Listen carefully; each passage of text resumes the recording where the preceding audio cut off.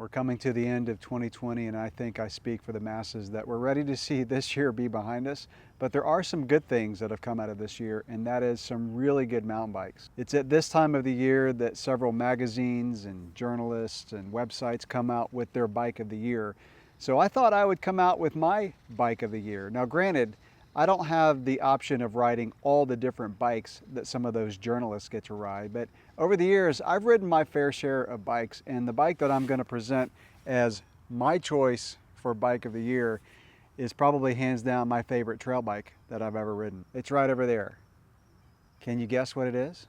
It is none other than the Transition Spur.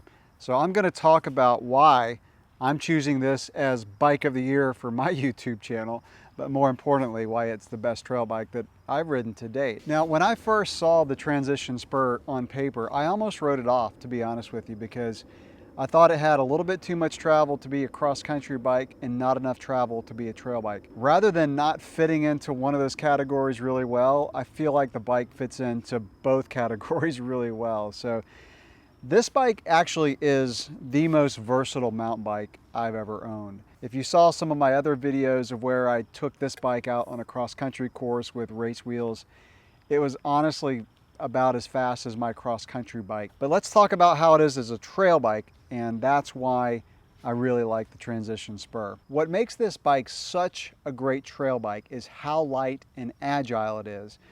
Now, I own an enduro bike. I've owned several enduro bikes. My current enduro bike is a Transition Sentinel. Absolutely love that bike for what it is.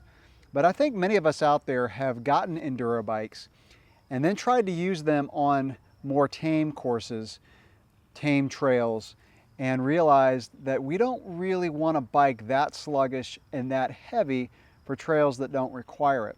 So that's where bikes like this come in, like the Transition Spur. This is a bike that climbs so amazingly well, but not only climbs, it's just an agile bike. So I took it on trails today, and I'm still in my riding gear, over to Alafia River here in Florida. And that is a prime example of a trail system where this bike is perfect. A cross-country bike on those trails to me wouldn't be as much fun. You'd have to be more cautious on the downhills, the rooty stuff, the drops.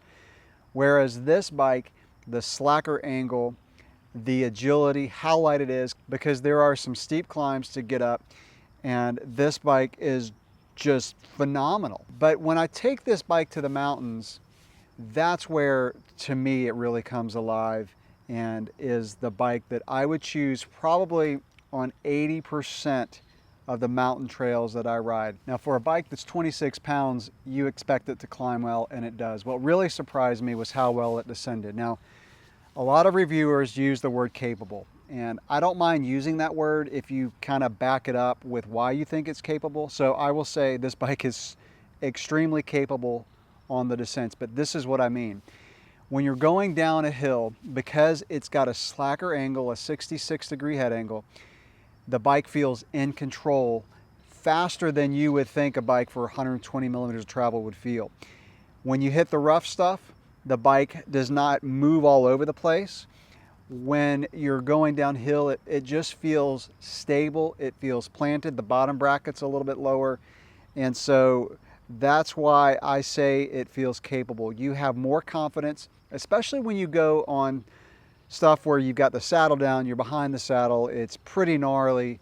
This bike just remained composed more than any bike that I've definitely ridden with this much travel, but almost any other trail bike. Now, is it as good as my enduro bike and really nasty rough stuff? No, but it's not supposed to be. If it were, it would be heavier. And that's the beauty of this bike, is being able to climb, being able to go on those, trails like I did today, where it's up and down constantly, and you've got some grinds. I mean, you are on the pedals, putting torque on the handlebars, and just trying to get up those steep climbs. And that's where the Transition Spur just shines. I mean, it's the funnest bike, and it's, again, those situations where you just don't want a heavier bike. You'd rather be a little under bikes, and it's just more fun. The way that this bike just flicks around the corners, how maneuverable it is what makes the bike so much more fun than an enduro bike in those situations, again, where you don't need that much travel and the geometry. So, you know, enduro bikes, my enduro bike, the head angle is 2 degrees slacker than this bike.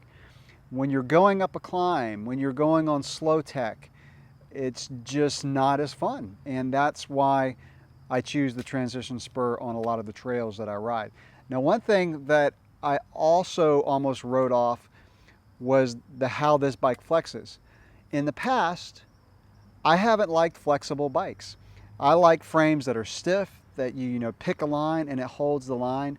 This bike does flex more than other bikes that I've ridden, but for some reason, I don't know why, but this bike, the flex is almost welcome. It feels like the bike has more travel than it really does. There were descents in the mountains where it felt like this bike had 140 mil travel in the rear. Even trails that I rode today that had drops, you know, 2, 3, 4 foot drops, lots of roots. You know, a bike with a 120, it normally doesn't feel this good on trails like that. So this bike is unique compared to any other bike that I've ridden in the fact that it's basically cross-country weight with trail bike geometry.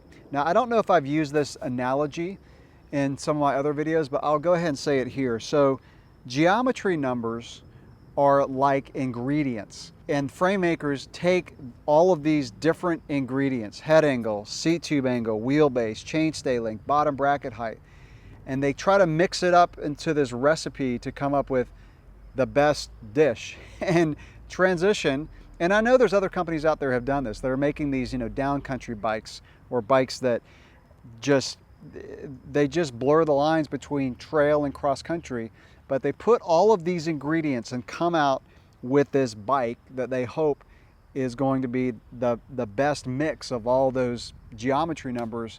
And to me, Transition have absolutely nailed it with a Transition Spur. So that is why I'm choosing this as my bike of the year. So any questions or comments, go ahead and drop those below. And I will say that I'm not really talking about the component spec, the shock, the fork, because I want to focus on this bike. I cover those in other reviews. And so I really just want to focus on the Spur, because you can buy this as a frame only, as different build kits. But I just want to talk about, you know, this frame and how it rides and why I think it's the best trail bike that I've ridden. So like I said, questions, comments, drop those below. Thanks for watching.